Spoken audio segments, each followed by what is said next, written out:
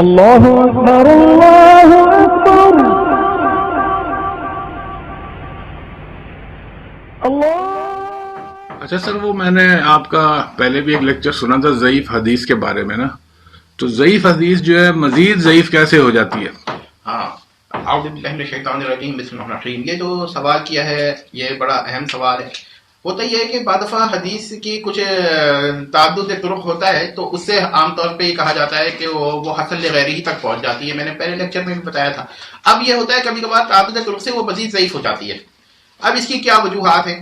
تو اس کی وجہ سب سے پہلے تو یہ ہوتی ہے کہ حدیث جو ہے وہ کسی اور صحیح حدیث سے تعارض کر رہی ہو۔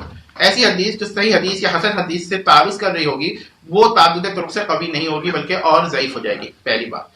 دوسری بات یہ کسی بنیادی عقیدے سے تعارض کر رہی ہو تو اس صورت میں بھی وہ مزید ضعیف ہو جائے گی، وہ قوی تعدد طرق سے بالکل نہیں ہوگی۔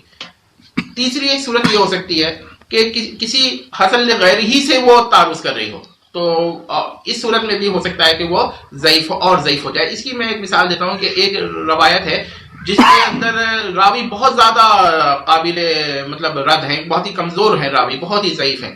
تو ایسے لوگوں کی جو روایت ہے جو معمولی نقص کے بجائے زیادہ نقص رکھتے ہوں تو ان کی وجہ سے جو ضعیف حدیث ہے وہ اور ضعیف ہو جاتی ہے اور کسی قابل نہیں رہتی۔ اس کے علاوہ اگر ایک ضعیف حدیث ہے لیکن ایک بڑی تعداد میں ہے لیکن اس کا ہر راوی جو ہے وہ قابل تسلیم نہیں ہے، تو اگر آپ کہیں کہ ایک روایت اتنے زیادہ رواں سے مروی ہے، اتنے زیادہ طرق ہے لیکن ہر طریقہ اس کا ضعیف ہے، تو آدمی کو بھی یہ سوال پیدا ہوتا ہے کہ بھئی ایک تو صحیح ہوتا، اگر دو چار ہو تو الگ بہتر، لیکن چلے زیادہ ہیں 10 15 20 25 ہیں لیکن ہر روایت اس کی ضعیف ہی جا رہی ہے یا اس کا راوی بہت ہی ضعیف ہے، تو ان صورتوں میں یہ سوال پیدا ہوتا ہے کہ اس کا مطلب ہے کہ یہ ایک تو ٹھیک ہوتی ہے اگر فقط 20 روایتیں 25 روایتیں ہر طریقہ جو ہے ہر طرق میں ضعف پایا جا رہا ہے، تو اس کا مطلب ہے ڈیلیبریٹلی یہ روایت پھیلائی گئی ہے تو اس کو ہم اور زیادہ ضعیف کہتے ہیں۔ جب ایک روایت تعدد طرق کے موجود اور ضعیف ہو جاتی ہے، اس کی کچھ مثالیں ہیں، اس میں میں دینا نہیں چاہوں گا لیکن ہیں مثالیں، تو اگر اس طرح کا کوئی واقعہ آ جائے تو پھر اس کے تعدد طرق سے ہم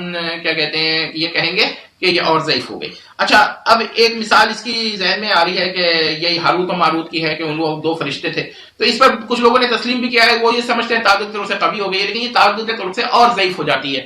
تو یاد رکھیے گا کہ تعدد طرق سے ضعیف حدیث اور ضعیف ہو جاتی ہے۔ اب یہاں پر ایک افراد و تفریط یہ پایا جاتا ہے کہ افراد تو یہ ہے کہ ضعیف حدیث کسی بھی قابل نہیں ہے کسی بھی صورت میں، اور تفریط اس میں یہ کی گئی ہے کہ اگر معمولی سی بھی مطلب یہ کہ کچھ لوگ کہتے ہیں کہ بھئی ضعیف حدیث جو ہے وہ کسی بھی قابل نہیں ہے، اور کچھ لوگ کہتے ہیں کہ بھئی معمولی سا بھی ضعف ہو تو کتنے بھی طرق ہو تو رد ہے۔ تو اس میں یہی ہے کہ جو میں نے پہلے لیکچر میں بھی بتایا تھا کہ آپ نے ایک بیلنس رکھنا ہے۔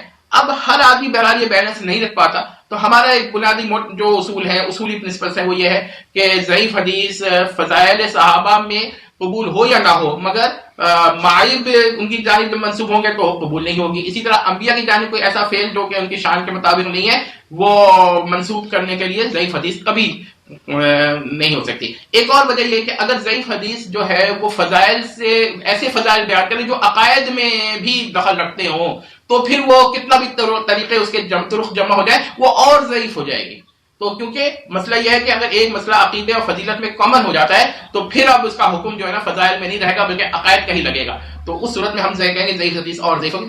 کچھ قواعد ہیں، کچھ اصول ہیں جس پر ضعیف حدیث جو ہے وہ اور ضعیف ہو جاتی ہے۔ اس کے علاوہ مسائل کے اندر تعدد طرق سے ہم عام طور پہ ضعیف حدیثوں کو مسترد کرتے ہیں۔ یہی وجہ ہے کہ جب فقہی اختلافات میں مباحث ہوتے ہیں تو اگر کوئی شخص جو ہے ہر ضعیف ایک روایت کے تمام طرق کو ضعیف ثابت کر دے تو استدلال اس کا ختم ہو جاتا ہے۔ تو یہ بس باتیں ذہن میں رکھیے گا کہ ضعیف حدیث اگر کبھی بھی ہوگی چاہے کتنی بھی تعداد میں ہو جائے تو کیا پہنچے گی، حسن لغیرہ ہی تک پہنچے گی۔ اس کی شرائط میں بیان کر چکا ہوں پہلے، اس سے آگے نہیں جائے گی۔